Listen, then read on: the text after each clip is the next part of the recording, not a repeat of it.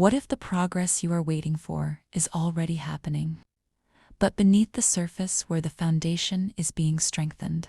Last week's reading was Hexagram 53, development with no changing lines, gradual progress. The week reflected that energy beautifully. It did not ask us to create movement through pressure.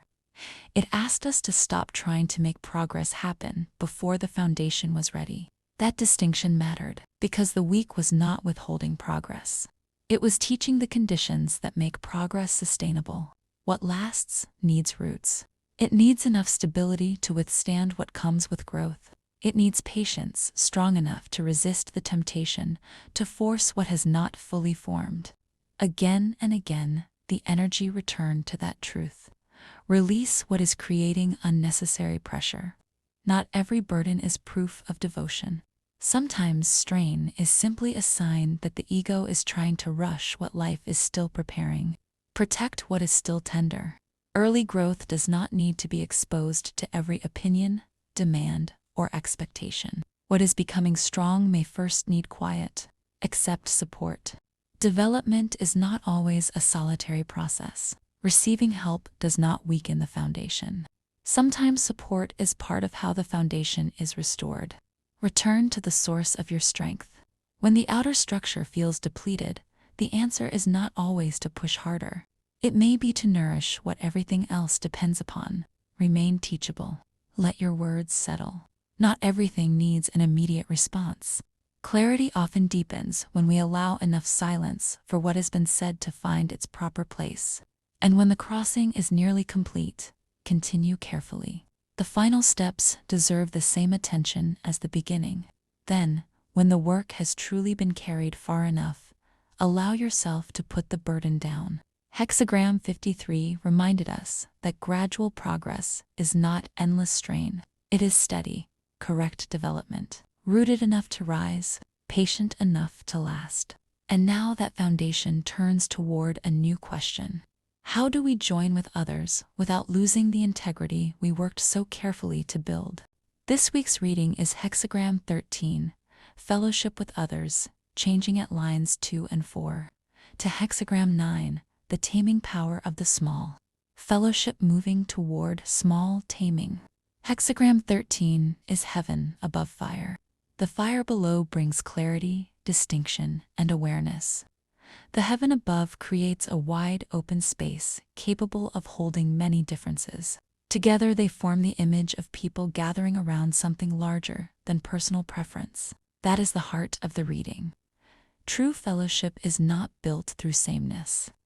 It is built through shared purpose. Different people do not need to become identical in order to participate honestly in something meaningful. But the changing lines reveal where fellowship can lose its integrity. Line 2 warns against fellowship with the clan. The problem is not closeness. The problem is allowing familiarity to become exclusion. A group may appear united while only protecting those who agree, belong, or reflect the same identity. Belonging becomes narrow when acceptance depends on sameness. This line asks where comfort has become a closed circle, where loyalty to the familiar has become more important than the larger purpose. Line 4 brings the image of someone positioned to attack, but choosing not to. There is enough awareness to recognize that conflict is not justified. Strength is expressed through restraint. A wall does not always need to be climbed. A disagreement does not always need to become a battle. The movement between these lines is clear. A narrow circle creates division. Division creates an enemy. But conscious restraint prevents difference from becoming permanent conflict. That is why the reading changes to Hexagram 9, wind above heaven.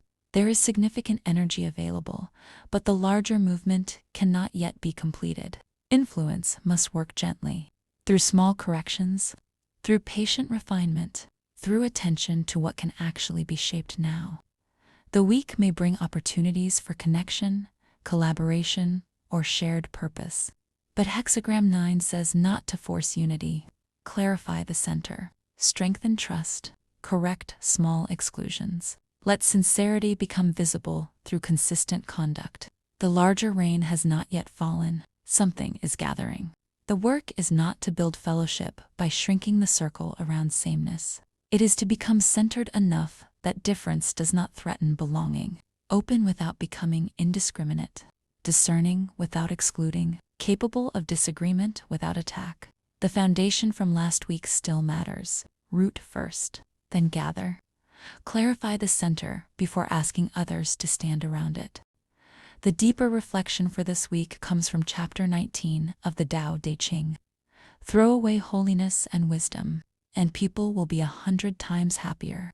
Throw away morality and justice, and people will do the right thing. Throw away industry and profit, and there won't be any thieves. If these three aren't enough, just stay at the center of the circle and let all things take their course. This chapter questions the structures people use to create order and unity. It does not reject true wisdom, morality, or meaningful work. It asks what happens when these become identities we perform. Once holiness becomes a label, people are divided into those who appear enlightened and those who do not. Once morality becomes a rigid system, people may learn to appear good without becoming sincere. Once profit becomes the organizing purpose, relationship becomes transactional. Chapter 19 asks us to remove the performance and return to what is simple. That is why it belongs beside Hexagram 13.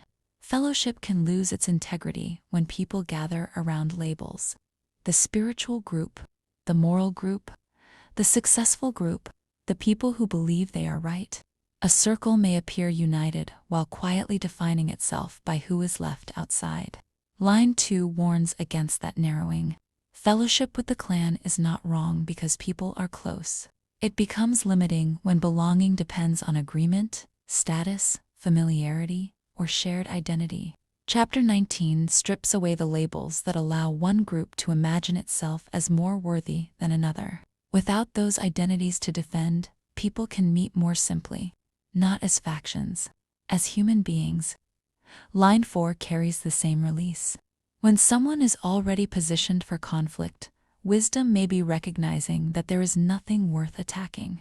The wall often exists because the ego has become attached to being right. Chapter 19 removes the need to defend that position. Throw away the performance of virtue. Throw away the argument over who is just.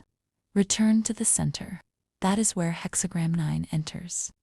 Small taming does not influence through domination. It works gently from the center. It corrects what is near. It refines conduct. It allows trust to gather gradually, instead of forcing unity through pressure or ideology. So the deeper question of the week may be this: can we belong without creating an identity around belonging? Can we serve a shared purpose without turning it into superiority? Can we allow difference without immediately deciding who is right and who is wrong? Can we influence the whole without trying to control it? The answer is not found at the edge of the circle. It is found at the center. Stay there. Let what is false fall away. Let all things take their course. True fellowship does not require everyone to become the same. It requires enough inner stillness that no one has to perform, defend, or prove their worth in order to belong.